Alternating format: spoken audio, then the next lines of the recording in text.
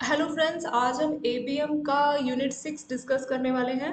और चैप्टर का नाम है हमारा थ्योरी ऑफ प्रोबेबिलिटी। तो इसमें प्रोबेबिलिटी के बारे में पूरा डिस्कशन करेंगे। प्रोबेबिलिटी का मतलब क्या होता है? वैसे प्रोबेबिलिटी का मतलब होता है चांसेस। ठीक है, चांसेस। जैसे मान लीजिए आज आप ऑफिस के लिए निकले और आपने देखा कि बादल है। ठीक है, तो आपने सोचा कि कितनी चांसेस है कि आज बारिश हो सकती है। तो अगर आपको लगेगा कि हाँ बहुत ही ज्यादा बादल है तो आपको देख आप बोलेंगे कि हाँ 80% टू 90% लग रहा है। लेकिन अगर बहुत ही कम बादल है तो आप बोलेंगे बारिश का चांस बहुत ही कम है, 10%। तो ये सब जो आप बोल रहे हैं 80% 90% चांस है बारिश हो सकती है या सिर्फ 10% चांस है बारिश हो सकती है, तो ये क्या है? ये आपकी प्रोबेबिलिटी है। मतलब कितना चांस है इसके होने की, कितनी चांसेस है, कितनी संभावना है। हिंदी में इसको हम ऐसा बोल सकते हैं, संभावना, कितनी संभावना है। तो वो होता है हमारा प्रोबेबिलिटी। तो इंट्रोडक्शन टू प्रोबेबिलिटी से बात करते हैं। प्रोबेबिलिटी मींस चांसेस, पॉसिबिलिटी, जिसको मैंने ऊपर संभावना और बोला आप लोगों के लिए, ऑफ हैपनिंग ऑफ इवेंट। कोई भी चीज होगी तो उसका कितना चांस है, कितनी पॉसिबिलिटी है, वो होता है हमारा प्रोबेबिलिटी। एग्जांपल के तौर पे सपोज करते हैं कि हमने आज प्लान बनाया कि वीकेंड है और हम पिकनिक के लिए जाएंगे। ठीक है, जब भी हम पिकनिक के लिए जा रहे हैं तो हम एक बार सोचते हैं कि पिकनिक के लिए एक अच्छा मौसम जरूरी है। अगर बहुत तेज बारिश होगी तो आपका पिकनिक प्लान खराब हो जाएगा, ठीक है, कैंसिल हो जाएगा। तो इसलिए हम थोड़ा सा वेदर को फोरकास्ट करते हैं, हम देखते हैं कि कितना चांस है कि बारिश हो सकती है। आजकल तो गूगल में भी कई सारे ऑप्शंस दिखाते हैं कि कब कब चांस है। 10 डेज, नेक्स्ट 10 डेज का वेदर फोरकास्ट गूगल में आप देख सकते हैं, 30 डेज का। तो काफी चीज आपको आइडिया लग जाती है। तो हम जानना चाह रहे हैं कि कोई बारिश तो नहीं हो सकती है, तो उसी के हिसाब से फिर हम अपनी प्लानिंग करेंगे। Probability gives a numerical basis of the chance. तो प्रोबेबिलिटी मतलब हमें एक नंबर देता है, एक वैल्यू देता है, न्यूमेरिकल वैल्यू, कि इसके होने का कितना चांस है, कितना परसेंट है। एग्जाम्पल के तौर पे अगर आपको लगता है कि 60% चांस है कि बारिश हो सकती है, तो 60%, तो 60% को अगर आप कैलकुलेट करना चाहें तो इसका परसेंट हटा के आप डिवाइड बाय 100 करेंगे तो कितना आ जाएगा? ये आ जाएगा 0.6। तो 0.6 क्या आ गई? ये आ गई प्रोबेबिलिटी ऑफ रेनिंग। आप लोग टिकट बुक करते हैं ट्रेन में कई सारी साइट से, तो उसमें दिखा था ना कि आपका चांस है 98%। मतलब 98% चांस है कि आपकी टिकट कंफर्म हो सकती है। अगर सीट्स फुल हो, मतलब फुल नहीं होगी, काफी सारी सीट्स होगी, शुरू शुरू में अगर आपने बुक कराया तो वहाँ पे उसी टाइम पे कंफर्म हो जाता है। पर किसी किसी केस में कंफर्म नहीं रहता। वहाँ पे कोई 1% लिखा हुआ होता है, 98% चांस है। मान लीजिए दो लोग ए और बी ने टिकट कराई है, तो ए के आगे 98%, बी के आगे भी ऐसे 97% दिखाता है। तो मतलब ए का चांस है 98% की उसको टिकट मिल जाएगी, और बी का चांस है 97% की उसको टिकट मिल जाएगी। तो वो जो परसेंट वहाँ पे दिखाता है आपकी वेबसाइट पे, ट्रेन की जो आप टिकट बुक कर रहे हैं, तो वो जो परसेंट है वो आपका प्रोबेबिलिटी ही है। ठीक है, तो प्रोबेबिलिटी का डेली लाइफ में बहुत ज्यादा इस्तेमाल होता है। और इसके थ्रू आप बहुत सारी चीजें करते हैं लाइफ में। जैसे कहीं घूमने का प्लान बनाना है, कहीं भी में जाना है, टिकट्स का भी अगर आप ये परसेंट देख के आइडिया लगाते हैं, अगर ये 98% है तो मतलब बहुत चांस रहता है। बोलते हैं कि 92 से 95% से अगर ज्यादा हो, मतलब 95% से ज्यादा हो तो फिर 100% ऑलमोस्ट चांस बन जाता है। अगर 92 से ज्यादा हो तो फिर 50-50, या फिर आप बोल लीजिए ठीक ठाक चांस रहता है कि हाँ हमें टिकट मिल जाएगी। तो यानी प्रोबेबिलिटी का इस्तेमाल हम कई जगहों पे करते हैं चीजों को प्रिडिक्ट करने के लिए कि कितना ये हो सकता है। और अगर आप प्रोबेबिलिटी को समझना चाहते हैं तो फिर आपको समझना पड़ेगा फैक्टोरियल का कंसेप्ट, परम्यूटेशन का कंसेप्ट और कॉम्बिनेशन का कंसेप्ट। ठीक है, तो ये सारी चीजें जिसकी हेल्प से हम लोग प्रोबेबिलिटी को कैलकुलेट करते हैं। तो फैक्टोरियल क्या है, परम्यूटेशन और कॉम्बिनेशन, इसके बारे में बात कर लेते हैं। फैक्टोरियल क्या है? मैथमेटिक्स की टर्म में बोलना चाहे तो factorial is equal to product of all positive integer. Integer positive भी होते हैं, नेगेटिव भी होते हैं। जो इंटीजर है उसमें पॉइंट वाली वैल्यूज कभी नहीं आती है। ठीक है, इंटीजर की अगर हम डेफिनेशन देना चाहिए तो वैसे हमने 10th क्लास में पढ़ा होगा, 10th 8th में। इंटीजर्स में प्लस वाली वैल्यू आएगी, जीरो आएगी, माइनस वाली वैल्यू आएगी। ठीक है, तो पॉजिटिव, नेगेटिव और जीरो इंटीजर होगा, पर कोई पॉइंट वाली वैल्यू इंटीजर में कभी नहीं आएगी। जैसे 2.1 ये इंटीजर नहीं होगा। ठीक है, तो जो भी इंटीजर्स होता है उसमें कोई पॉइंट वाली वैल्यू नहीं आती। तो जितने भी पॉजिटिव इंटीजर्स है वो सब आपको लेने हैं विच आर लेस देन और equal to a given positive integer. तो हमें एक नंबर गिवन होगा, उससे हमें कम करते हुए चलना है। ये डेफिनेशन से आपको समझ नहीं आएगा कि फैक्टोरियल क्या है, इसको सिंपल एग्जांपल से समझते हैं। एग्जांपल के तौर पे अगर आपको 5 फैक्टोरियल कैलकुलेट करना है, ये जो साइन होता है, इस साइन को बोला जाता है फैक्टोरियल। ठीक है, इसका इस साइन का नाम है फैक्टोरियल। तो अगर आपको फैक्टोरियल को कैलकुलेट करना है तो आप कैसे इसे कैलकुलेट करेंगे? मान लीजिए हमें 5 फैक्टोरियल कैलकुलेट करना है, तो आपको क्या करना है? पहले लिखना है 5, मतलब सभी के सभी पॉजिटिव इंटीजर्स। 5, 5 के बाद कौन आएगा? 4, 4 के बाद 3, 3 के बाद 2, 2 के बाद 1, 1 के बाद जीरो फैक्टोरियल। जीरो फैक्टोरियल की जो वैल्यू है वो क्या होती है? 1 होती है। तो इसीलिए हम 1 पे रुक जाते हैं। तो 5 multiply by 4 multiply by 3 multiply by 2 multiply by 1 multiply by 1, zero factorial होता है 1। तो इन सबको मल्टीप्लाई करके जो वैल्यू मिलेगी 120, तो 120 आ गया आपके 5 फैक्टोरियल का आंसर।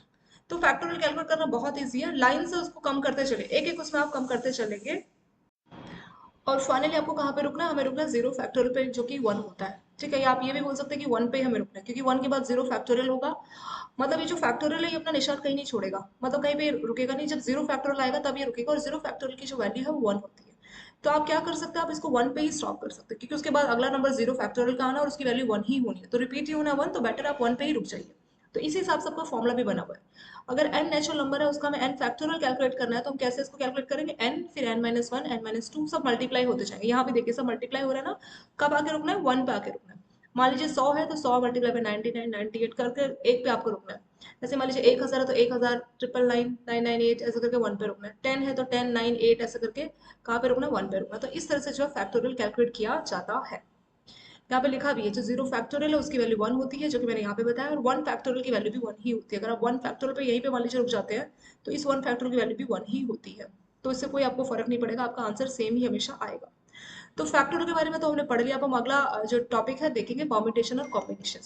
तो परम्यूटेशन कॉम्बिनेशन क्या है और ये किस तरह से काम करता है, तो इसमें डिफरेंस भी क्या है। जैसे परम्यूटेशन कॉम्बिनेशन में, परम्यूटेशन में इस बात पे फर्क पड़ता है कि आपने अरेंजमेंट किया से क्या ऑब्जेक्ट का।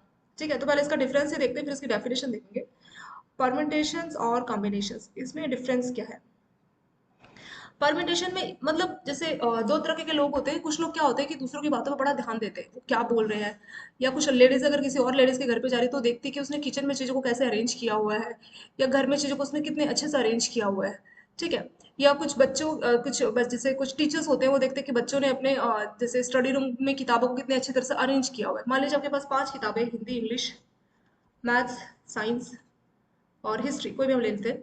किसी ने बहुत अच्छे से उसको लाइन से अरेंज किया हुआ है, तो वो कॉम्बिनेशन होगा। कॉम्बिनेशन में क्या है, कहीं पे हिंदी की किताब है, कहीं मैथ्स, कहीं इंग्लिश, मतलब कॉम्बिनेशन को इस बात से कोई फर्क नहीं पड़ता कि कौन सी किताब कहाँ पे है। पर परम्यूटेशन बहुत ज्यादा ध्यान देता है वो ऑब्जेक्ट। जैसे कुछ लोग होते हैं ना, बहुत चीजों को बहुत ज्यादा संभाल के रखना, बहुत ध्यान से चीजों को करना, बहुत अच्छे से उसको ऑर्डर में अरेंज करना। तो परम्यूटेशन की वही खासियत है। तो परम्यूटेशन क्या है, ऑर्डर पे बड़ा ध्यान देता है कि किस ऑर्डर में चीजों को रखा गया है। लेकिन कॉम्बिनेशंस को इस बात से कोई फर्क नहीं पड़ता। ये लिखा भी देखिए, जो कॉम्बिनेशंस है, जो मेन डिफरेंस है कॉम्बिनेशन और कॉम्बिनेशन के, वो है ऑर्डर ऑफ ऑब्जेक्ट, कि किस तरह से चीजों को रखा गया है। कॉम्बिनेशन की बात करें तो यहाँ पे order of object is very important, मतलब किस ऑर्डर में रखा गया है, किस अरेंजमेंट को आपने, किस अरेंजमेंट किस ऑर्डर में आपने किया है चीजों का, उसका बहुत ज्यादा ध्यान रखा जाता है। वही मेन चीज जो है परम्यूटेशन में देखी जाती है। और चाहे आप कुछ ऑब्जेक्ट्स को ले रहे हैं या सभी को ले रहे हैं, तो आपने उसको किस ऑर्डर में रखा है, तो वो परम्यूटेशन में बहुत उसको नोटिस किया जाएगा। लेकिन कॉम्बिनेशन में भी वही होगा कि चीजों का अरेंजमेंट किया जाएगा, ऑब्जेक्ट्स का अरेंजमेंट किया जाएगा, इन विच ऑर्डर इज इरेलीवेंट। इसको कोई फर्क नहीं पड़ता कि इस ऑर्डर में, ऑर्डर की इसको कोई वैल्यू नहीं है, मतलब किसी भी ऑर्डर में आप रखिए चलेगा। कॉम्बिनेशन में ऐसा है, ठीक है, ऑर्डर इरेलीवेंट है। लेकिन अगर बात करें परम्यूटेशन की, तो इसमें ऑर्डर बहुत ज्यादा रिलेवेंट है, उसकी बहुत इंपॉर्टेंस है, किस ऑर्डर में रखना है वो बहुत ज्यादा जरूरी होता है किसमें, परम्यूटेशन में। लेकिन कॉम्बिनेशन में बिल्कुल भी जरूरी नहीं है। इसको याद रखने का ट्रिक कि हाँ कौन सा परम्यूटेशन में ऑर्डर है, कॉम्बिनेशन में ऑर्डर नहीं है, इसको याद रखने का ट्रिक, फीस आप अपना पापा याद रख सकते हैं। आपके पापा बहुत स्ट्रिक्ट है और वो चाहते हैं कि आप चीजों को बहुत ही ऑर्डर में अच्छे से रखें। और सी आप अपना चाचा याद रख सकते हैं। आपके चाचा आपको ज्यादा रिस्ट्रिक्शन नहीं देते, वो बोलते हैं ठीक है रख लो, इतना कुछ नहीं। आपके चाचा बहुत कूल टाइप के, आपको ज्यादा कुछ नहीं बोलते, ठीक है। लेकिन आपके पापा बहुत स्ट्रिक्ट है, वो बोलते हैं जो चीजें हैं उसको बिल्कुल ऑर्डर में रखना है। तो ये याद करने का मैंने आपको ट्रिक बताया, जिससे आपको दिमाग में रह जाए कि हाँ कौन से वाले में ऑर्डर को ध्यान में दिया जाता है और किस में ऑर्डर की कोई इंपॉर्टेंस नहीं है। ठीक है, तो जो परम्यूटेशन है, परम्यूटेशन में ऑर्डर को बहुत इंपॉर्टेंस दिया जाता है, लेकिन कॉम्बिनेशन में इसकी कोई इंपॉर्टेंस नहीं है। और इसको रिप्रेजेंट कैसे किया जाता है, जो नोटेशन है इसको, अगर हम परम्यूटेशन की बात करें तो इसको एनपीआर से रिप्रेजेंट किया जाता है। सो परम्यूटेशन को रिप्रेजेंट किया जाएगा एनपीआर से। और पी आपका परम्यूटेशन हो गया, एन मतलब एन ऑब्जेक्ट्स है, उसमें से आप आर ऑब्जेक्ट्स को एक टाइम पे अरेंज कर रहे हैं। ठीक है, मान लीजिए 10 है, 10 में से 2 ऑब्जेक्ट को हमें अरेंज करना है, तो हो जाएगा 10p2। 10 हो जाएगा, 10 को हम एन से रिप्रेजेंट करते हैं, और ये जो कितनों को आप सेलेक्ट कर रहे हो उसको आर से रिप्रेजेंट करते हैं। एन मतलब टोटल नंबर ऑफ ऑब्जेक्ट्स, और एक टाइम पे हम कितने ऑब्जेक्ट्स ले रहे हैं तो उसको आर से रिप्रेजेंट किया जाता है। और पी आपका परम्यूटेशन ही होता है। तो अगर हम 10 में से किसी 2 ऑब्जेक्ट को हमें अरेंज करना है तो 10 हमारा एन हो जाएगा, और उसमें से 2 को अरेंज करना है तो 2 हमारा आर का वैल्यू हो जाएगा। तो 10p2 इस तरह से इसको लिखा जाएगा। कॉम्बिनेशन भी इसी तरह से काम करता है। कॉम्बिनेशन में बस डिफरेंस इतना है कि किस ऑर्डर में रखा गया उसको, इससे फर्क नहीं पड़ता। तो अगर हमें 3 चीजों को, मान लीजिए 2 तरह 3 चीजें हैं और 3 में से हमें 2 को अरेंज करना है, तो इसको लिखेंगे 3c2। तो सी आपका कॉम्बिनेशन हो गया, एन हो गया 3 का वैल्यू, मतलब 3 चीजों को अरेंज करना, 2 मतलब 2 चीजों को, सॉरी 3 में से 2 चीजों को अरेंज करना, तो 3 टोटल नंबर ऑफ ऑब्जेक्ट्स आ गया।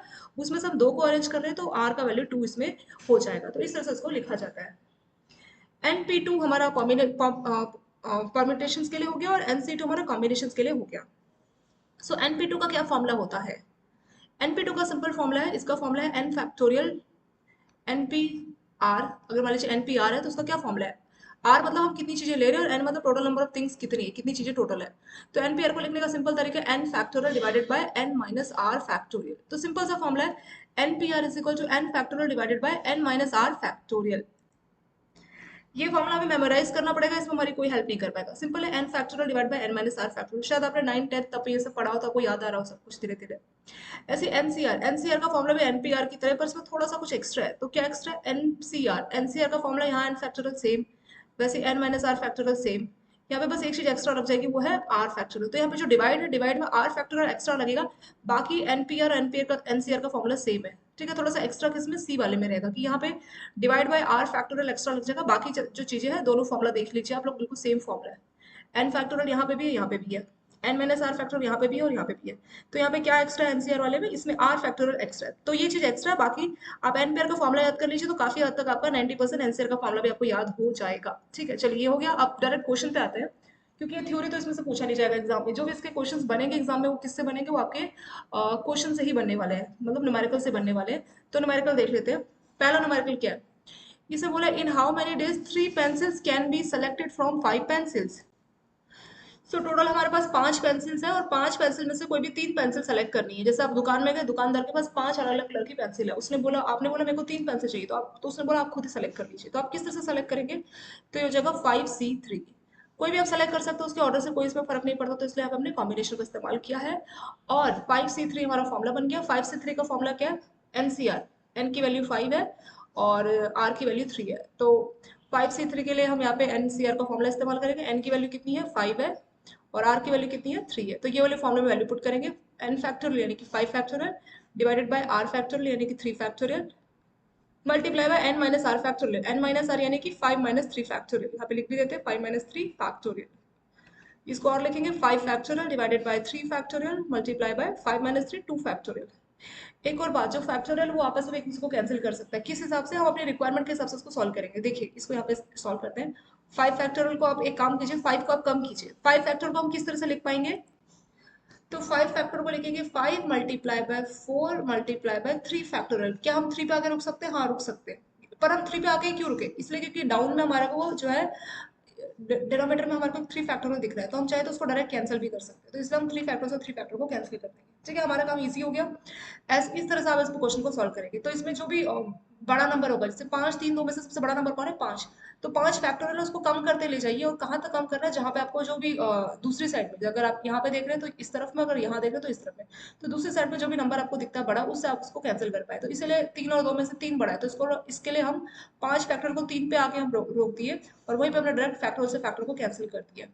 अगर आप इसको नहीं ऐसा करते, 3 फैक्टर पे आके नहीं रोकते, 1 पे आके रोकते, तो वैसा भी हम कर सकते हैं, उसमें कोई इशू नहीं पड़ता। उससे टाइम हमारा वेस्ट हो जाएगा। मैं आपको बताती करके, जैसे मान लीजिए हमने इसको 5 4 3 2 1 पे आके रोक दिया। ठीक है, फिर 0 फैक्टर हो तो 1 ही हो जाएगा। ऐसे 3 फैक्टर है, 3 फैक्टर का आंसर कितना हो जाएगा, 3 2 1 हो जाएगा। तो फिर ये इससे तो कैंसिल हो ही जाएगा, इसीलिए हमने डायरेक्ट यहाँ पे 3 फैक्टर को 3 फैक्टर से डायरेक्ट कैंसिल कर दिया। ये सब आपने किया होगा 9 10 में, तो ज्यादा इस पर टाइम नहीं वेस्ट करना चाहिए। तो 5 इंटू 4 और 2 फैक्टर को क्या लिख सकते हैं, इसको हम लिख सकते हैं 2 into 1 factorial. 2 into 1 into 0 factorial, जो कि 1 ही हो जाना है। 2 इंटू 1 हो गया। अब हम क्या करेंगे, इसको कैंसिल कर देंगे। 2 से 4 को कैंसिल करेंगे, 2 बार कैंसिल हो जाएगा, तो 5 इंटू 2 इज इक्वल टू 10। तो हमारा आंसर कितना आ जाएगा, 10। वो आपका हो गया 10। तो 10 वेज में हम इस तरह से सेलेक्ट कर सकते हैं। हमारे पास 10 तरीके होंगे जिससे हम 5 में से कोई भी जो 3 पेंसिल है उसको हम सेलेक्ट कर पाएंगे। पहला क्वेश्चन हो गया। दूसरा एग्जाम्पल समझते हैं। From A group of 7 boys 6 girl, 7 लड़के हैं और 6 लड़कियां। ठीक है, स्कूल में मान लीजिए कॉम्पिटिशन होने जा रहा है, तो 7 बच्चे, 7 लड़के मिले, 6 लड़कियां मिली। तो टीचर ने बोला कि सभी को सेलेक्ट नहीं किया जाएगा, 7 में से किसी भी 3 लड़के को सेलेक्ट किया जाएगा और 6 में से किसी भी 4 लड़कियों को सेलेक्ट किया जाएगा। तो किस तरह से जो है उसका सिलेक्शन किया जाएगा। तो 7 बॉयज है, यहाँ लिख लेते हैं 7 बॉयज है और 6 गर्ल्स है। यहाँ पे बॉयज और गर्ल्स है, और उसमें से जो सिलेक्शन होना है, ये एन की वैल्यू है। एन मीन्स टोटल कितने हैं, टोटल बॉयज है 7 और गर्ल्स कितनी, 6। तो उसमें से आर कितना सेलेक्ट किया जाएगा, तो 7 में से सिर्फ 3 बॉयज को सिलेक्ट किया जाएगा और 6 में से सिर्फ 4 लड़के को सिलेक्ट किया जाएगा। तो ये आर की वैल्यू होगी। एन की वैल्यू होगी 7 और 6 और आर की वैल्यू होगी 3 और 4। तो ये दो अलग अलग क्वेश्चन रहेगा। एक तो हमें 7 में से 3 लड़कियों को सेलेक्ट करना है, सॉरी 7 में से 3 बॉयज को सेलेक्ट करना है, 3 बॉयज फ्रॉम 7 बॉयज। तो एन का वैल्यू 7 है और आर का वैल्यू 3 है, तो ये क्या हो जाएगा 7C3। ये आपका आ गया 7C3। ऐसे 6 लड़कियां टोटल, उसमें से 4 को सेलेक्ट करना है, तो ये कितना हो जाएगा 6C4। तो 6 में से 4 लड़की को सेलेक्ट करना है, तो ये होगा 6C4। तो हमें दोनों को सॉल्व करना पड़ेगा, 1 और 2। दो क्वेश्चन इसमें हमारे को पूछे गए। फिर लास्ट में जो भी हमारा आंसर आएगा तो उसको हम क्या करेंगे, आपस में मल्टीप्लाई कर देंगे। ठीक है, आपस में उनका भी मल्टीप्लाई कर देंगे। चलो यहाँ पे मैंने इरेज कर दिया, मैं पे सॉल्व करते हैं 7c3। ठीक है, हमें 7c3 को सॉल्व करना है। सो 7c3 का सिंपल फॉर्मूला है 7 factorial divided bye 3 factorial multiply bye 7 minus 3 यानी कि 4 फैक्टोरियल। अब इसको कैसे सॉल्व करेंगे, सेम जैसे क्वेश्चन नंबर 1 है तो वही सेम फॉर्मूला इस्तेमाल कर रहे हैं, n factorial divided by r factorial multiply by n minus r 7 minus 3 is equal to 4 factorial. ठीक है, तो ये हो गया। 7 को कहाँ तक ले जाएंगे, 3 और 4 में से बड़ा नंबर क्या है, 4, 4 तक ले जाएंगे, 7 6 5 4 फैक्टोरियल। 4 फैक्टोरियल पे रोक दिया क्योंकि यहाँ पे भी जो डिनोमिनेटर में 4 फैक्टोरियल जो कि इसको कैंसिल करेगा, कैंसिल कर दिया। अब 3 फैक्टोरियल को हम सॉल्व करेंगे, 7 6 इंटू 5, 3 फैक्टोरियल का क्या होगा, 3 इंटू 2 इंटू 1 इंटू 0 फैक्टोरियल जिसकी वैल्यू क्या है 1 हो जाएगी, तो कोई इसका फर्क नहीं पड़ता। तो 3 और 2 6 हो गया, 3 को 2 से मल्टीप्लाई करेंगे 6 और ये 6 इसको कैंसिल कर देगा, तो 7 को 5 से मल्टीप्लाई करेंगे कितना आ जाएगा 35। तो एनसीआर यानी 7c3 का आंसर कितना आ गया 35। ये हमने पहला सॉल्व कर लिया। अब हम दूसरे वाला भी सॉल्व करने जा रहे हैं जो कि है 6c4। सो 6c4 को हम यहाँ लिखते हैं, यहाँ सॉल्व कर लेते हैं, जगह अच्छी 6c4। सो 6c4 का क्या फॉर्मूला है, n factorial 6 factorial divided by r factorial यानी कि 4 factorial multiply by n minus r यानी 6 माइनस 4 फैक्टोरियल। अभी 6 फैक्टोरियल हो गया और ये 4 फैक्टोरियल हो गया, 6 में से आप 4 को माइनस करेंगे कितना आ जाएगा 2 फैक्टोरियल, 2 फैक्टोरियल यहाँ पे हो गया। 6 फैक्टोरियल सबसे बड़ा है तो उसको कम करते ले जाएंगे कहाँ तक, 4 फैक्टोरियल पे रोक देंगे ताकि 4 इसको कैंसिल कर दें। तो ये हो जाएगा 6 into 5 into 4 factorial divided bye 4 factorial multiply bye 2 factorial. तो ये 4 फैक्टोरियल इसको डायरेक्ट कैंसिल कर देगा, 6 इंटू 5, ये जो 2 फैक्टोरियल इसको क्या लिखेंगे 2 इंटू 1 इंटू 0 फैक्टोरियल, 0 फैक्टोरियल की वैल्यू कितनी हो जाएगी 1 हो जाएगी, तो कोई इससे फर्क नहीं पड़ रहा। तो 2 से हम 6 को कैंसिल करेंगे कितनी बार, 3 बार कैंसिल हो जाएगा। 3 और 5 को मल्टीप्लाई करेंगे कितना आ जाएगा 15 आ जाएगा 15, तो ये हमारा आंसर कितना हो गया 15। तो हमने दूसरा भी सॉल्व कर लिया। तो हमने दोनों को पूछा था तो आपस में इनको मल्टीप्लाई कर देंगे, तो 7c3 7 बॉयज को, 7 में से 3 बॉयज को सेलेक्ट करने का और 6c4 6 में से 4 लड़कियों को सेलेक्ट करने का, तो इनकी पॉसिबल इनका कॉम्बिनेशन में सॉल्व किया, इसको सॉल्व किया, वापस में इनको मल्टीप्लाई कर देंगे। तो 7c3 का आंसर कितना आया था 35 और 6c4 का आंसर कितना आया था वो था 15। अब आपको 35 को 15 से क्या करना पड़ेगा मल्टीप्लाई करने पड़ेगा, सिंपल से कैलकुलेटर से भी आप कर सकते हैं, चाहे तो खुद से भी आप ऐसे ही कर सकते हो। तो ये कितना आ जाएगा, और 15 को 5 से आप मल्टीप्लाई करेंगे तो आ जाएगा 5, 75 होता है तो 5 और ये 7, और 15 को 3 से करेंगे तो 45, 45 प्लस 7 कितना हो जाएगा 52। तो 5 टू 5 हमने वैसे ही कैलकुलेट किया, तो 5 टू 5 पीस, तो इसका आंसर क्या हो गया 5 टू 5 बेस। तो ये आपका आंसर फाइनल हो गया। इस तरह से इसको सॉल्व किया जाता है। तो इस पहला वाला क्वेश्चन तो सिंपल था कि 5 में से 3 पेंसिल, तो 5 से 3 सिंपल सॉल्व किया। इसमें 2 है, 7 में से 3 लड़के सेलेक्ट करने हैं और 6 में से 4 लड़कियां, तो 7c3 6c4 दोनों को सॉल्व किया और आपस में दोनों को मल्टीप्लाई कर दिया, तो वो हमारा फाइनल आंसर हो जाएगा। नेक्स्ट आता है हमारा रैंडम एक्सपेरिमेंट और ट्रायल। रैंडम एक्सपेरिमेंट का मतलब क्या होता है कि कुछ भी चीजें हम करेंगे रैंडमली, हमें मालूम नहीं होगा कि क्या रिजल्ट आने वाला है, तो वो होता है रैंडम एक्सपेरिमेंट या ट्रायल।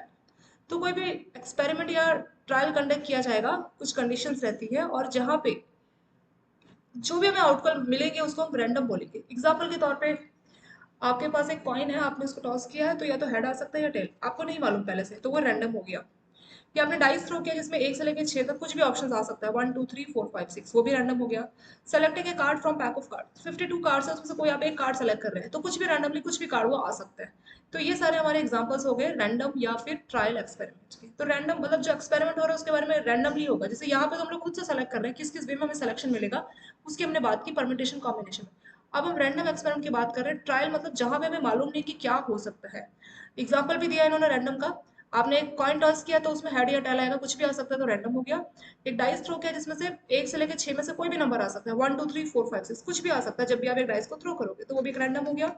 लास्ट में आपने कार्ड का एक पैक है जिसमें 52 कार्ड्स है, उसमें से कोई भी एक कार्ड सेलेक्ट किया तो कोई भी कार्ड वो आ सकता है, तो वो भी एक रैंडम है। तो ये एग्जाम्पल हो गया रैंडम एक्सपेरिमेंट या ट्रायल का। नेक्स्ट आता है सैंपल स्पेस या सैंपल पॉइंट्स। सैंपल स्पेस या सैंपल पॉइंट्स क्या होता है, the set of all possible outcomes of a random experiment. तो जो भी आप रैंडम एक्सपेरिमेंट कर रहे हैं तो उसमें से क्या क्या आउटकम हो सकते हैं, क्या क्या उसके रिजल्ट हो सकते हैं, उन सभी रिजल्ट को मिला के बोला जाता है सैंपल स्पेस। एग्जाम्पल के तौर पे देखते हैं, जैसे कि ये जो सैंपल स्पेस है इसको एक और नाम से भी पुकारा जाता है, इसका दूसरा नाम है सैंपल पॉइंट्स। तो सैंपल स्पेस सैंपल पॉइंट्स वही होता है।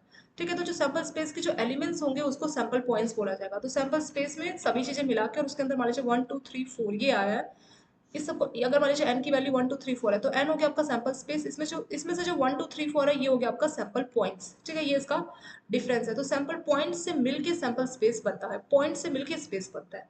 तो सैंपल पॉइंट्स उसके एलिमेंट को बोला जाएगा जो कि सैंपल स्पेस बना रहा है। सैंपल स्पेस क्या होगा, जितना भी आउटकम है सारा का सारा पॉसिबल आउटकम जो कि किसी रैंडम एक्सपेरिमेंट में आ सकता है उसको हम बोलेंगे सैंपल स्पेस।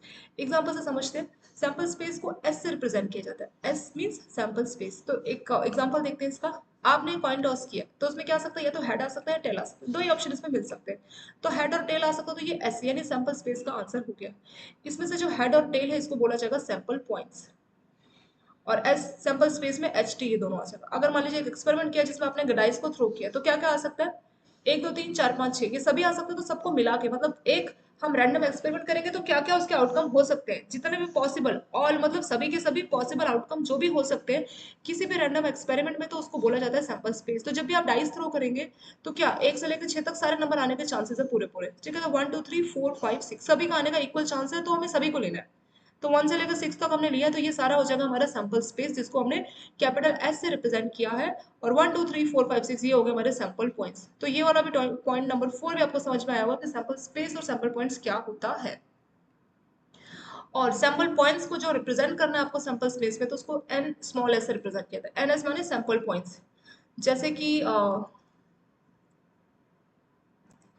पहले वाले क्वेश्चंस की बात करें, जो पहला एग्जांपल था तो इसमें दो है, एच और टी दो, तो जो सैंपल पॉइंट्स दो सैंपल पॉइंट है तो एन एस बने सैंपल पॉइंट्स पहले वाले में दो है। ऐसे दूसरा वाला जो एग्जांपल लिया इसमें हमने ये वाला जिसमें हमने डाइस को थ्रो किया तो उसमें 1 2 3 4 5 6 तो 6 सैंपल पॉइंट्स है। तो एन एस सैंपल पॉइंट जो दूसरा एग्जांपल है उसमें 6 हो गया। तो इस तरह से इसको बताया हुआ है कि सैंपल पॉइंट्स को किससे रिप्रेजेंट किया था, सैंपल स्पेस को कैपिटल एस से और सैंपल पॉइंट्स को N S small N N bracket में एस, तो उससे सैंपल पॉइंट्स को जो है हम रिप्रेजेंट करते हैं।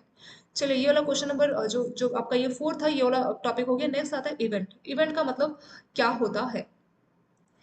इवेंट का मतलब जो सैंपल स्पेस है हमारा कैपिटल एस जिसकी हमने यहाँ पे बात की थी पॉइंट नंबर 4 में, तो जो सैंपल स्पेस है उसका कोई भी सबसेट उसका इवेंट हो सकता है, ठीक है। कोई भी सबसेट एग्जांपल से ज्यादा अच्छे से आप समझेंगे कि इवेंट एक्जेक्टली क्या कहना चाह रहा है।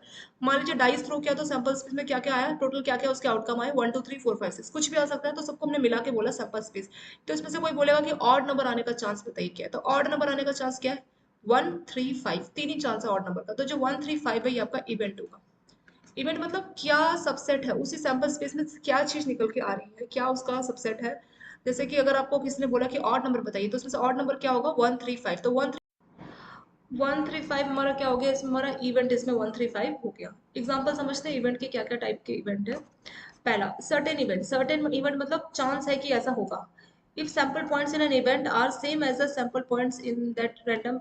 सर्टेन इवेंट का मतलब जैसे कि मान लीजिए आप डाइस थ्रो कर रहे हैं तो 1 2 3 4 5 6, तो ये जो नंबर्स हैं ये आ सकते हैं जब भी आप डाइस थ्रो करोगे, तो इसको बोलेंगे सर्टेन इवेंट। मतलब पक्का कुछ ना कुछ इसमें से एक तो आएगा ही आएगा। जब भी आप डाइस थ्रो करोगे तो ऐसा नहीं होगा कि इस 6 में से कोई भी नंबर ना आए, या तो 1 आएगा 2 3 4 कुछ ना कुछ तो जरूर आएगा डाई जब भी आप थ्रो करोगे। तो वो आपका हो जाएगा सर्टेन इवेंट। सर्टेन मतलब पक्का है कि जब भी डाइस थ्रो करोगे तो जो सैंपल साइज है उसमें से कुछ ना कुछ तो आपको मिलेगा ही मिलेगा, तो हो गया हमारा सर्टेन इवेंट। इम्पॉसिबल इवेंट मतलब जब भी आप डाइस को थ्रो करोगे तो जो कि चांस है कि कभी मिले ही ना, तो उस इवेंट को बोला जाता है इम्पॉसिबल इवेंट। तो an event which never occurs और which has no favourable outcomes, तो मतलब जो कभी हो ही नहीं सकता। एग्जाम्पल के तौर पर अगर आप ये डाई थ्रो कर रहे हैं, यही वाला जो मैंने पहले वाले में एग्जाम्पल बताया, तो अगर कोई बोले कि 7 नंबर, तो जब भी आप डाई थ्रो करोगे तो क्या कभी डाइस में आपको 7 नंबर शो करेगा, कभी नहीं। क्यों? क्योंकि उसमें 1 से लेकर 6 तक के नंबर होते हैं, इसलिए। तो वो जो 7 नंबर है वो इसका इम्पॉसिबल इवेंट हो जाएगा, मतलब जो कभी हो ही नहीं सकता। दूसरे वर्ड में आप ये बोल सकते हैं कि नल सेट। नल सेट एक तरीके का इम्पॉसिबल इवेंट, इम्पॉसिबल इवेंट एक तरीके का ये हो गया।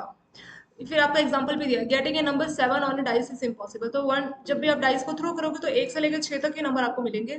कोई बोलेगा कि 7 नंबर मिल सकता है तो आप बोलोगे नहीं ये इम्पॉसिबल, ऐसा नहीं हो सकता। तो इसका इम्पॉसिबल इवेंट इसका आंसर हो गया। नेक्स्ट है म्यूचुअली एक्सक्लूसिव इवेंट। क्या होता है म्यूचुअली एक्सक्लूसिव, मतलब जब एक चीज होगी तो दूसरे वाले को रिस्ट्रिक्ट करेगी। एग्जाम्पल के तौर पर जब भी हम लोग जैसे कि दो इवेंट को म्यूचुअली एक्सक्लूसिव तब बोलेंगे कि जब भी उनका इंटरसेक्शन जीरो आएगा। जीरो नहीं है, फाइव का साइन है, फाइव या जीरो बोल सकते हैं। तो अगर फाइव या जीरो आता है किसी दो के इंटरसेक्शन पे तो उसको हम बोलेंगे म्यूचुअली एक्सक्लूसिव है। जैसे कि मान लीजिए आपके पास आपने डाई को थ्रो किया तो आपके पास दो है, एक ए है एक बी है। ए की वैल्यू मान लीजिए 1 2 3 है, बी की वैल्यू है 4 5 6। तो अगर मैं बोलूँ कि ए और बी का आप इंटरसेक्शन निकालिए, इंटरसेक्शन क्या होता है, जो चीज़ उसमें कॉमन होती है, ठीक है। यूनियन और इंटरसेक्शन दो कॉन्सेप्ट यहाँ पे है। A union B, A union B मतलब ए और बी में जो चीजें सभी को लिख लिया जाएगा। तो ए में क्या है 1 2 3, बी में क्या 4 5 6, तो ये हो जाएगा ए यूनियन बी का आंसर। कोई बोले A intersection B, A intersection B मतलब क्या क्या चीजें कॉमन है। ए में 1 2 3, बी में 4 5 6, कुछ भी कॉमन नहीं है खाली, तो उसको 5 होते हैं, तो कुछ भी खाली नहीं है तो जीरो। तो ये हो जाएगा नल इवेंट, मतलब जहां पे इसका इंटरसेक्शन जीरो आता है तो वो होता है हमारा म्यूचुअली एक्सक्लूसिव। तो ए और बी को म्यूचुअली एक्सक्लूसिव तब बोला जाएगा जब उनका इंटरसेक्शन जीरो आए या कुछ भी वैल्यू उसमें ना हमें मिले, मतलब कुछ भी कॉमन ना हो।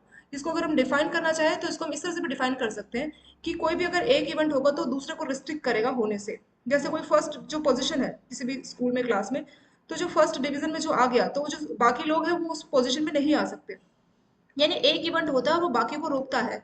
जैसे अगर कॉइन आपने टॉस किया तो हेड और टेल आपस में म्यूचुअली एक्सक्लूसिव है। कैसे? या तो कॉइन टॉस करेंगे तो हेड आएगा या टेल आएगा, अगर हेड आ गया तो टेल नहीं आ पाएगा, अगर टेल आ गया तो हेड नहीं आ पाएगा। यानी ये आपस में एक दूसरे के म्यूचुअली एक्सक्लूसिव होते हैं, यानी एक चीज दूसरे को स्टॉप करती है।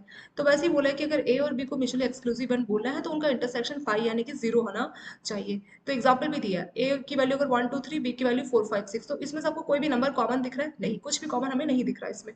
तो इसका मतलब ए और बी का इंटरसेक्शन है जीरो, तो इसका आंसर हो जाएगा, ये होगा म्यूचुअली एक्सक्लूसिव। इसी के बदले एक और एग्जांपल ले लेते हैं, सिंपल सा एग्जांपल है। जैसे मान लीजिए ए की वैल्यू है 1 2 3 और बी की वैल्यू मान लीजिए है 2 3 4। तो इसमें आपको कुछ चीज कॉमन दिखेगी, ए और बी में क्या कोई चीज कॉमन है। अगर हम इसका इंटरसेक्शन निकालना, इंटरसेक्शन का मतलब क्या चीज कॉमन है, ये सब हमने 10th में 9th में पता नहीं छोटी क्लासेस जो थी उसको तो हमने पढ़ा ही था, इतना हमें याद है, एक्जैक्ट क्लास मुझे याद नहीं है, शायद ये 10th में था आपका, 9th 10th में। तो ए इंटरसेक्शन बी जो है उसमें क्या चीज हमारी कॉमन है, ए और बी में क्या कॉमन है, वन तो नहीं है, हाँ टू इसमें भी है, टू इसमें भी लिख दिया, थ्री इसमें भी है, थ्री इसमें भी, इसको भी लिख दिया, फोर इसमें पर इसमें नहीं, इसको नहीं लिखा, तो ए इंटरसेक्शन बी हो जाएगा 2 3। तो इस केस में ये नल नहीं है, नल मतलब खाली जीरो, जीरो नहीं है, कुछ ना कुछ वैल्यू आई है, तो ये म्यूचुअली एक्सक्लूसिव नहीं रहेगा। तो ए और बी को म्यूचुअली एक्सक्लूसिव तब बोलेंगे जब एक के होने से दूसरा वाला चीज ना हो पाए। जैसे हेड और टेल का हमने एग्जांपल लिया, जब भी हम कॉइन को टॉस करेंगे तो हेड आएगा तो वो टेल नहीं आ पाएगा, क्योंकि टेल आया, क्योंकि हेड आया तो टेल नहीं आ पाएगा, अगर टेल आ गई तो हेड नहीं आ पाएगा। यानी कि एक चीज दूसरे को स्टॉप कर रही है होने से, रिस्ट्रिक्ट कर रही है, एक इवेंट दूसरे को रिस्ट्रिक्ट कर रहा है होने से, तो वो होते हैं म्यूचुअली एक्सक्लूसिव। ठीक है, सिंपल एग्जांपल से भी हम समझ गए, और इसको न्यूमेरिकल के थ्रू भी हमने समझा कि उनका इंटरसेक्शन हमेशा फाइव यानी कि जीरो आना चाहिए। नेक्स्ट आता है आपका equally likely event. Equally likely का मतलब बराबर चॉइस है कि वो हो सकता है। जैसे कि जब भी आप किसी कॉइन को टॉस करेंगे तो हेड आएगा टेल, तो हेड के आने का चांस है 50% और टेल के आने का भी उतना ही चांस है 50%। जैसे कहते हैं ना, कोई बोलो कि कितने परसेंट चांस है कि हेड आ सकता है, बराबर चांस होगा, या तो 50% हेड का चांस है, 50% टेल का, तो टोटल चांस कितना 100%, दो ही है, या तो हेड या टेल, तो दोनों का इक्वल चांस है, तो उसको बोला जाता है equally likely event. Equally likely मतलब इक्वल चॉइस रहेगा सभी के पास, कोई भेदभाव नहीं। जैसे कोई एंट्रेंस एग्जाम है, किसी में किसी को रिस्ट्रिक्शंस रिजर्वेशंस दिया हुआ है, ठीक है, और कोई जनरल कैटेगरी में, तो जनरल कैटेगरी और जो रिजर्वेशन वाला है वो उनको इक्वली चांस नहीं मिला इसमें। लेकिन अगर हम हेड और टेल की बात करें, क्योंकि उनको इक्वली चांस नहीं मिल रहा, क्योंकि जो रिस्ट्रिक्शंस वाला जिसको मतलब रिजर्व कैटेगरी में रखा है तो उसका चांस ज्यादा होगा एज कम्पेयर टू जनरल, क्योंकि मार्क्स का कट ऑफ का बहुत ज्यादा इसको बेनिफिट मिलेगा, पर इनको बेनिफिट नहीं दिया जाएगा। ठीक है, इनको बेनिफिट मिलेगा, इनको बेनिफिट नहीं दिया जाएगा।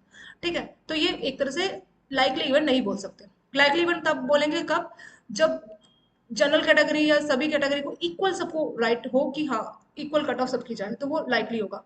वैसे मैंने एक और भी एग्जाम्पल बताया कि जब हेड और टेल आ रहा है तो जो पॉसिबिलिटीज है, हेड के आने की भी 50% है, टेल के आने की भी 50% है, हमने कोई भी भेदभाव इनके बीच में नहीं किया हुआ, तो ये हो जाएगा हमारा इक्वली लाइकली इवेंट का एक और एग्जाम्पल। एक और एग्जाम्पल से समझते हैं कि जब आप डाई को थ्रो करते हैं, डाइस को थ्रो करते हैं आप, तो जो भी हमने डाइस को थ्रो किया तो उसमें चांसेस क्या है, 1 2 3 4 5 6, तो सभी का इक्वल चांस है। फाइव यहाँ पे लिखना भूल गए, तो सभी का इक्वल चांस है, किसी को मतलब कोई ये नहीं बोल सकता कि हाँ जब भी मैं डाई को थ्रो करता हूँ तो एक नंबर बार बार आ सकता है, तो मतलब आपने कुछ ना कुछ डाई में कुछ ना कुछ गड़बड़ की होगी, तो उस केस में वो आपका जो है इक्वली लाइकली नहीं हो पाएगा। अगर कुछ आपको लगता है कि एक ही नंबर बार बार आ रहा है तो उस केस में ऐसा नहीं होगा। ठीक है, लेकिन अगर आपका चांस इक्वल है, कुछ डाई आजकल ऐसे भी है कि मतलब आप नंबर बोलिए तो उसी के हिसाब से आता है, लेकिन वो सिस्टम अलग ही है, वो अलग ही चीज है। तो जो सिंपल जो डाई की अगर बात करें, तो अगर आप जब भी उसको आप थ्रो करोगे तो एक से लेकर छह के बीच का कोई एक नंबर आएगा और सभी को इक्वल चांस मिलेगा। ऐसा नहीं कि कोई नंबर बार बार आ रहा है, ऐसा आप नहीं बोल सकते। ठीक है, सबके आने का इक्वल चांस है, तो वो जाएगा हमारा इक्वल लाइकली इवेंट। फिर लिखा भी है कि जब भी डाई को थ्रो करेंगे तो सभी के जो छह फेसेस है 1 2 3 4 5 6, सभी के आने के इक्वल चांस होते हैं, तो ये हो जाएगा हमारा इक्वली लाइकली इवेंट। नेक्स्ट आता है हमारा एग्जॉस्टिव इवेंट। एग्जॉस्टिव इवेंट क्या हो जाएगा, अगर हम सभी के सभी सैंपल पॉइंट्स को लेते हैं, जितने भी हमने इवेंट्स लिए उसके सभी के सभी सैंपल पॉइंट्स को कलेक्ट करते हैं, और कलेक्ट करने के बाद हमें सैंपल स्पेस मिल जाता है, तो उसको बोलेंगे एक्सॉस्टिव, मतलब सभी का सब कुछ इसमें इसमें आ गया। इसको एग्जांपल से समझते हैं। जैसे कि इससे पहले एक नोट दिया, नोट के बाद हम एग्जांपल भी समझेंगे। जैसे ए और बी है, ए और बी मान लीजिए सैंपल स्पेस एस है और उसके ए और बी को हम एक्सोस्टिव तब बोलेंगे जब ए और बी का यूनियन हम निकालेंगे। ए और बी का यूनियन मतलब जो जो चीजें ए में हो, जो जो चीजें बी में है, सबको हम लिख लेंगे तो वो वैल्यू हमारे सैंपल के बराबर आनी चाहिए। यही तो इसमें बोलना चाह रहा है कि जो भी हमारा इवेंट हुआ है उसको सब हम एक साथ लेंगे। यूनियन क्या बोलता है कि जो भी ए में है और जो भी बी में, सबको लिख लो, सबको एक साथ ले लो, ठीक है। तो यूनियन उसी के बारे में बात करता है। तो हम इसमें अगर यूनियन निकालते हैं, यूनियन निकालने के बाद हमारे को जो सैंपल साइज है वो मिल जाता है। सैंपल पॉइंट्स लिए हैं अलग अलग, और सैंपल पॉइंट्स को जोड़ के जो भी आपके इवेंट बने और उन सभी इवेंट्स को आपने मिला दिया, उसका यूनियन आपने निकाला, और यूनियन निकालने के बाद अगर आपको आपका सैंपल वापस मिल गया तो इसका मतलब ये क्या है, ये हमारे एग्जॉस्टिव इवेंट्स हो गए। इसको एग्जांपल से समझते हैं। जैसे मान लीजिए एक रैंडम एक्सपेरिमेंट हुआ, आपने एक डाइस को थ्रू किया, डाइस को थ्रू किया तो सैंपल साइज में क्या हो सकता है, क्या आ सकता है, 1 2 3 4 5 6, तो ये 6 का आपका सैंपल हो गया। कोई बोलेगा ऑड नंबर क्या क्या हो सकते हैं, तो डाई में ऑड नंबर 1 3 5 ही होते हैं, तो ऑड नंबर का चांस 1 3 5 हो गया, जो कि 2 से डिवाइड नहीं होते। ऐसे कोई बोलेगा इवन नंबर का क्या चांस है, तो इवन नंबर जो 2 से डिवाइड होते हैं, तो 1 2 3 4 5 6 में से 2 4 6, यही 2 से डिवाइड होगा, तो इवन नंबर का चांस हो गया 2 4 6। सी एक इवेंट है, मान लीजिए बोलता है कि 3 का मल्टीपल का एक इवेंट बनाइए, तो 3 के मल्टीपल में दो ही चीजें आ जाएंगी, एक 3 और एक 6, तो 3 और 6 तो 3 हो गया। तो अब ए और बी का यूनियन निकालिए। ए और बी का यूनियन क्या आ जाएगा, ए में जो चीजें और बी में जो चीजें सबको लिख लेंगे, तो ए में है 1 3 5, उसको लिख लिया 1 3 5, और बी में जो चीजें उसको भी लिख लेंगे 2 4 6 सबको लिख लिया। तो ए और बी की हमने सभी चीजों को लिख लिया 1 2 3 4 5 6, और आपका सैंपल क्या था, यही था 1 2 3 4 5 6। तो हमें ए और बी का यूनियन निकालने के बाद हमारे को अपना सैंपल मिल गया। तो इसका मतलब ए और बी क्या है, एक्सॉस्टिव इवेंट्स है। लेकिन अगर हमें कोई बोले कि ए और सी का यूनियन निकालिए, तो अगर हम ए और सी का यूनियन निकालेंगे तो ए के अंदर क्या है 1 3 5, उसको लिख लेंगे, सी के अंदर क्या है 3 6। एक और बात, जब भी हम यूनियन निकालते हैं किसी चीज को, उसमें जो चीज रिपीट होती है उसको दोबारा हम लोग नहीं लिखते हैं। जैसे 1 3 5 इसको हमने लिख लिया, फिर उसके बाद सी में क्या है 3 6, तो 3 रिपीट हो रहा है, रिपीटेशन को नहीं लिखते, तो 3 को छोड़ देंगे, 6 को लिख लेंगे। तो 1 3 5 6, क्या ये सैंपल के बराबर आ रहा है, हमारा सैंपल है 1 2 3 4 5 6, तो इसमें से 2 गायब है, 4 गायब है, तो हम बोल सकते हैं नहीं, ये सैंपल के बराबर नहीं है, इसलिए हमने कट किया है, मतलब नहीं है, इक्वल नहीं है। सो ए और सी क्या है, एग्जॉस्टिव इवेंट नहीं है। तो सिंपल डेफिनेशन ये है कि जिस जो जो इवेंट्स है उसको मिला के अगर वो सैंपल साइज बना रहा है, तो उन इवेंट्स को हम बोलेंगे एक्सॉस्टिव इवेंट। एग्जांपल से भी हमने यहाँ पे समझा कि ए और बी का अगर हमने यूनियन निकाला, तो वो यूनियन निकाल के हमें अपना सैंपल साइज पूरा मिलेगा, तो हम बोलेंगे ए और बी जो है एक्सॉस्टिव इवेंट है। जैसे एग्जांपल ए और बी तो एक्सॉस्टिव है, पर ए और सी नहीं है, क्यों, क्योंकि ए और सी का हमने यूनियन निकाला, और ए और सी का यूनियन निकाल के हमें पूरा का पूरा सैंपल नहीं मिला, आधा मिला, 1 3 5 6, बस 4 चीजें मिली, पर 2 और 4 नहीं मिल पाए, तो इसकी वजह से ये सैंपल के बराबर नहीं आया। तो इसको बोलेंगे ये एग्जॉस्टिव इवेंट नहीं है। इस तरह से इसको किया जाता है। एक लास्ट टॉपिक है, उसको और देख लेते हैं। Complementary event. कॉम्प्लीमेंट्री का इवेंट का मतलब है, जैसे मान लीजिए एग्जांपल सैंपल मान लीजिए 1 2 3 4 5 6 है, ठीक है, डाई का।